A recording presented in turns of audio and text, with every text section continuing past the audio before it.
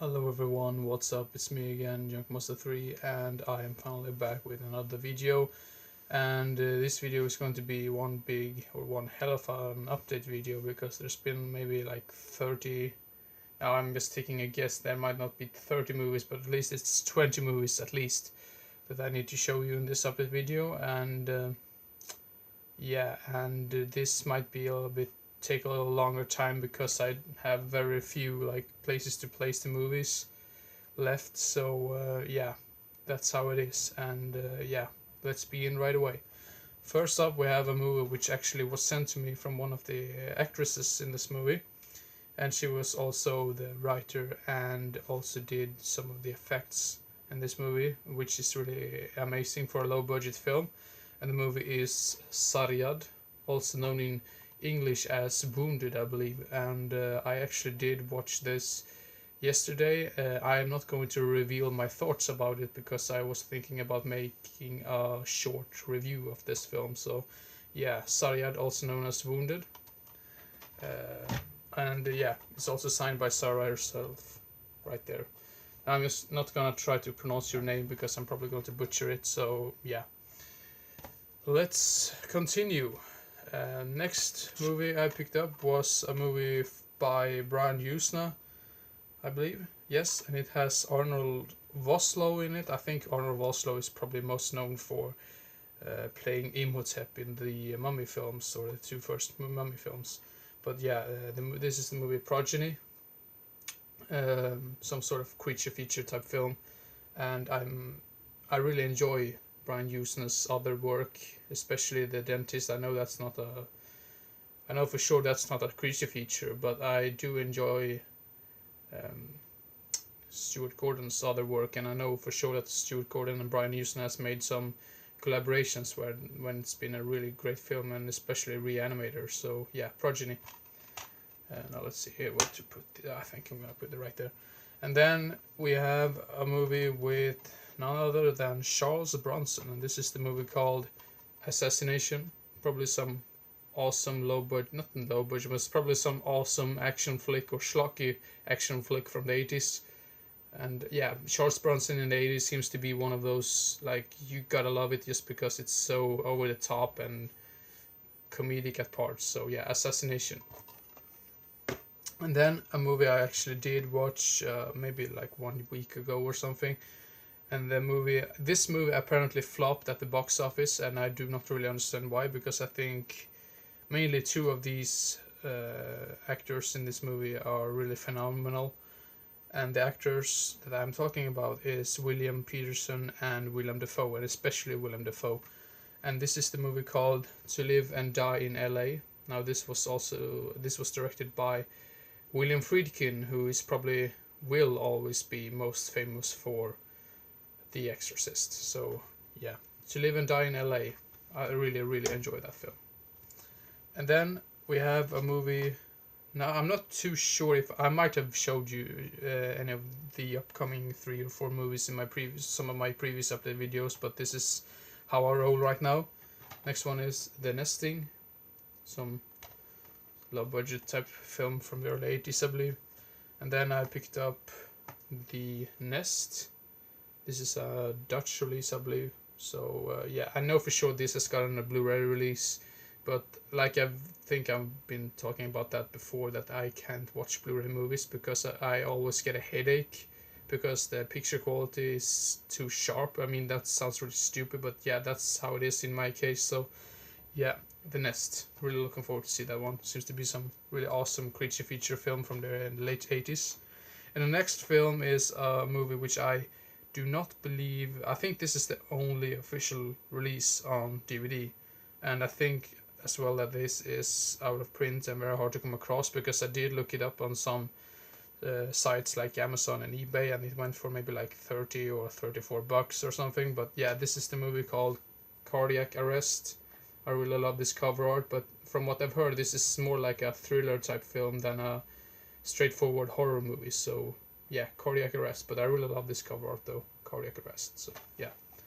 Now I've been talking for way too much, like I always do, so I need to speed up a little bit.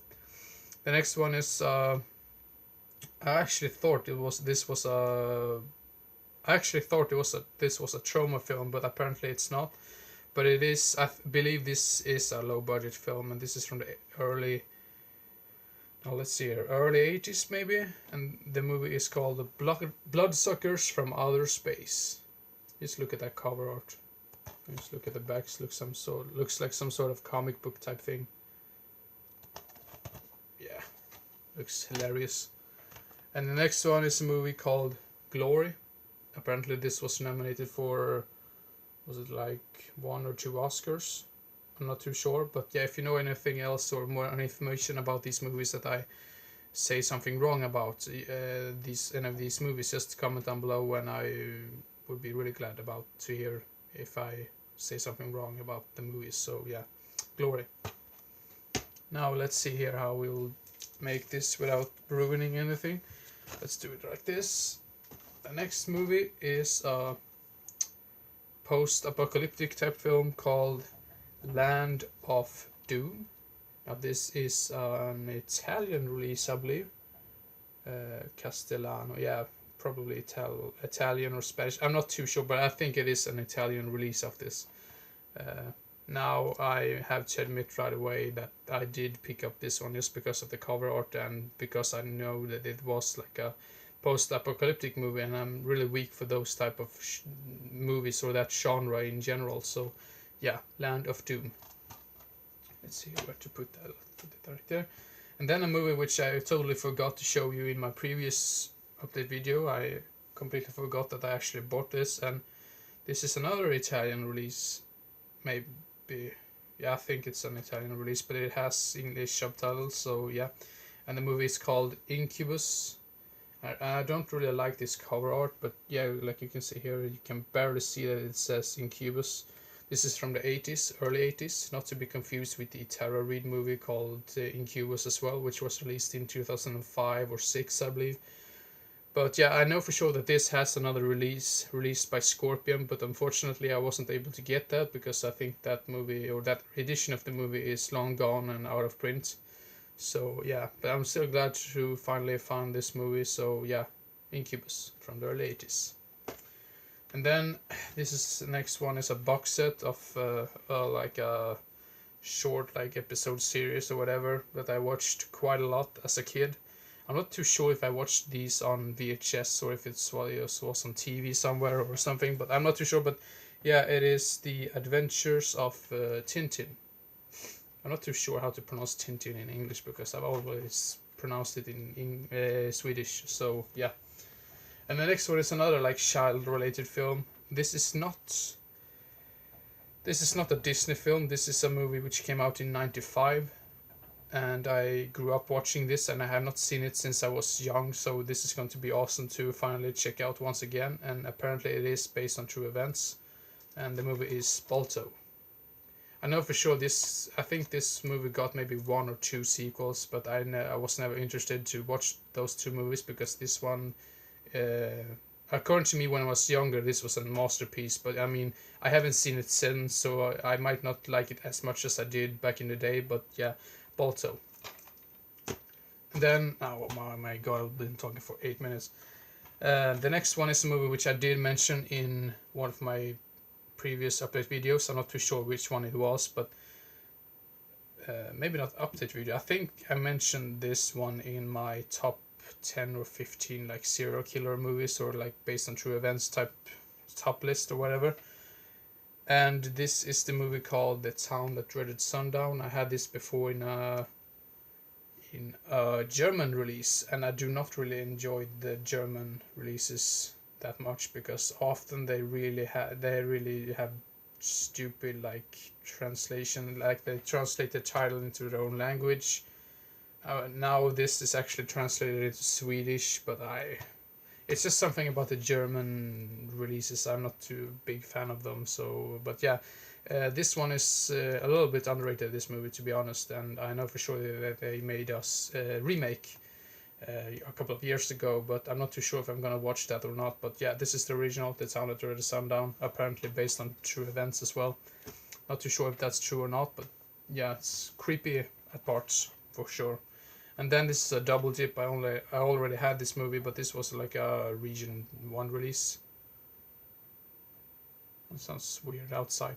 Well, this next movie is called Phantom of the Opera. This is with Robert Englund, and this really looks like. I'm not really sure how well you can see this, but it really looks like more like a Freddy Krueger character than like a Phantom of the Opera type deal. But yeah, this is okay. I think it's quite good. Yil Sholin is also in it, who is probably most famous for the Stepfather movies, and maybe That Was Then, This Is Now. But yeah, Phantom of the Opera. I really enjoy this movie. I know for sure that story has been told like millions of times, and this is the only one that I've seen. So I need to check out the one from the was it like the 30s or 40s. I'm not too sure, but yeah, whatever.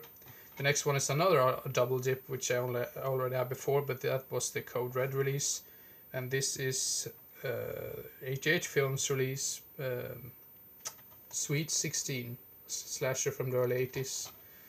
It was a while since I actually saw a slasher. I really need to get back to make more reviews of slasher movies, because I sort of missed that time or that era. Era sounds really stupid, but I really missed that to make those type of videos. So yeah, and the next one is a movie which I'm probably going to butcher the name, but Malatistas Carnival of Blood. Malatistas Carnival of Blood, and this is an Arrow release. I think Arrow releases and 88 Films releases are my favorite type of like company or whatever that brings out really interesting titles. So yeah, now let's continue before I talk for like 30 minutes. The next one is another double dip. I already had this one before, but I think that was another Region 1 release, and this is the movie called Dream a Little Dream with the two Corys. I sort of have a soft spot for this. I mean, it's not the greatest teenage film in the world, but it's just sort of something about it I really enjoy. I think it is because I'm a big fan of the both Corys, so yeah, and rest in peace Corey Haim, and rest in peace Harry Dean Stanton as well. So yeah, Dream a Little Dream. The next one is some sort of crime related type thing by Umberto Lenzi, called Almost Human. Now why I'm doing like this is because it's like boobs and tits on the front cover, and I do not want to get flagged for some stupid reason. So yeah, that's the reason why. So yeah, I've always thought that's so stupid with YouTube that you can show violence but you can't show boobs and tits. I mean, I think it's really weird in a way. But yeah, Almost Human by Umberto Lenzi. Really looking forward to see that. And then a movie with Burt Reynolds, and this is a quite old movie. I think it's from 66 or 67, I'm not too sure, but Navajo Yo. That title just sold it for me, that's the reason why I picked it up. And the next one is a movie which I have seen, but that was quite many years ago, and I don't remember barely anything from it because I watched it like in the middle of the night. I'm not too sure if I watched the whole movie through because I might have like fallen asleep or something. But it is V for Vendetta with what's her name? Natalie Portman and John Hurt and Hugo Weaving. I'm not too sure how to pronounce his name, so I'm probably butchering it right now. But yeah, oh my god, I have so many more movies to go through. And the next one is Treasure Island with Charlton Heston and Christian Bale and Christopher Lee and Oliver Reed. Now, whoa, that sounds so stupid when I said that. Charlton Heston, Christian Bale, Christopher Lee, Oliver Reed. This is apparently one of the better Treasure Island movies. And I know for sure this, I'm not too sure if it was this particular release or if it was some other release by from this movie that was like really hard to come across, or maybe that people wanted it to get released on DVD or something. I'm not too sure, but yeah, Treasure Island. Sorry for like speaking really fast right now, but I just feel like I've been talking for way too long. And the next movie is called Judgment in Berlin. This is a blind buy, and it's with let's see, Sean Penn and Martin Sheen. And the next two titles are Jackie Chan movies, Project A and The Protector. And this is directed by the same guy who did Shakedown and Shakedown and Exterminate, I believe, so can be really fun. And I think the last couple of movies in this update video is gonna be a little bit more mainstream movies. So yeah, The Founder with Michael Keaton. I actually did really want to see this at the cinema, but things got in the way and I was busy and I totally forgot about it. So yeah, I'm really looking forward to see this one, The Founder. Now the next one, I'm not even sure what the movie is called in English, because this is a Norwegian film with that guy, I mean Christopher Hivju, who's been in a couple of Beck movies and Game of Thrones. But in Swedish it's called Den siste konungen. Some sort of Viking type film. So yeah, we're looking forward to see this one as well. And then we have The Hateful Eight. Just need to pick that one up. And then I picked up Hacksaw Ridge. And I picked up a movie called The Drop with Tom Hardy, Noomi Rapace, and James Gandolfini. Oh my god. Let's see here. Run All Night with Liam Neeson. And then we have Pawn Sacrifice with Tobey Maguire.